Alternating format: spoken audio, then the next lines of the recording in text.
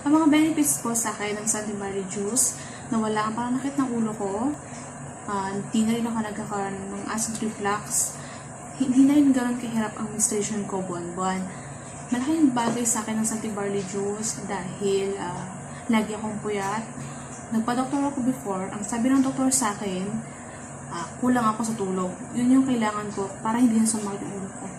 Pero dahil sa line ng trabaho ko, hindi naman po pwede na palagi akong tulog lagi. Dahil sa madaling araw, bumabangon yung alaga ko para si Lola, para mag-CR. Kailangan ko rin bumangon para tulungan siya. Laklaga akong choice. Puyat talaga.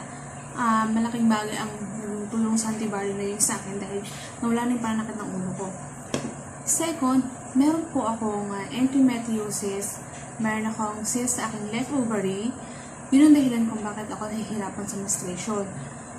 Pag magkakaroon kasi ako ng menstruation buwan-buwan, diba yung pakiramdam ko, kalahati ng katawan ko kasi nagpapawisan siya, pero yung sa balakang ko hanggang sa paa ko, ginawa ko noon, hindi talaga po ako makakilos. Minsan nahihiya na rin ako sa mga employer ko, pero mas gratify na ako dahil mabait sila, naiintindihan naman nila yun.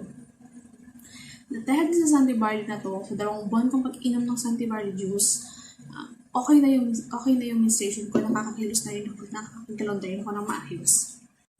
Si Ate Shane po, yung kaibigan ko, sa Hong Kong siya ngayon, siya po ang nag-introduce sa akin ng Santa Maria juice. So ayan, subscribe niyo rin po ang YouTube channel. Dahil po sa kanya, nag-take po ako noon. Sinabi niya na, subukan mo ang Santa Maria juice.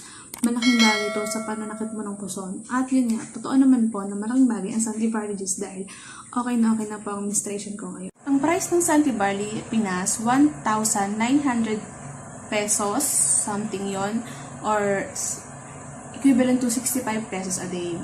Noong una, nahirapan din ako. Parang sabi ko, ay ano din ako kasi po, ang mahal. Pero nung sinubukan ko nga dahil sa palagi akong masamang pakaramdam, masasabi ko po na sulit ang Santa Maria. Huwag niyo pong panghinayangan dahil ang katawan natin ang ating puhunan. Lalo na sa ating mga FW, nagtatrabaho malayo sa pamilya, kailangan natin ng makakatuwang talaga sa buhay na ganito.